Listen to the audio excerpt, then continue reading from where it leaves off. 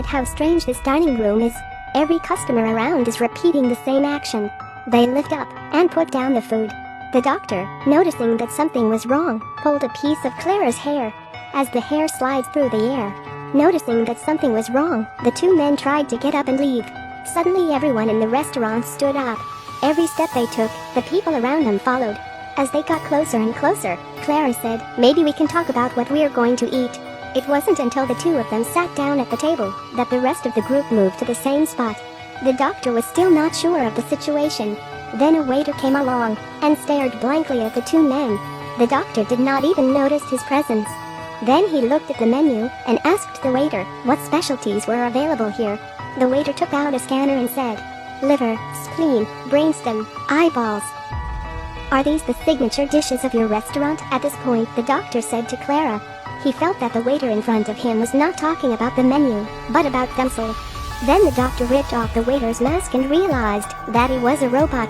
At that moment, the two men were tethered to the chairs by iron hands and began to fall straight down into the restaurant. The next thing they know, they're in the basement. The doctor told Clara to throw him the sonic driver from the floor to unlock the cuffs while no one was around. After breaking free, the two of them went to the center of the basement and looked at the dormant robot. He's probably the leader of the group. And after a closer look, Doctor noticed that the leader's hands looked different. He was probably assembled from different human limbs. He was trying to change into a human little by little. At that moment, the leader's hands actually moved. The two of them realized that something was wrong and they had to get out of here. As a result, the door was closed just as the doctor left. Clara was trapped inside. The doctor on the other side suddenly said indifferently that the two of them could not be captured at the same time, and then turned around and left. Clara collapsed and looked around at the robots and held her breath so that they would not be detected. At that moment, the leader came up to Clara and stared at her for a full 60 seconds. Her eyes filled with tears and finally she couldn't hold her breath anymore. She gasped for air and revealed her identity. The leader began to ask Clara where the other man was. If she didn't tell him, he would kill her.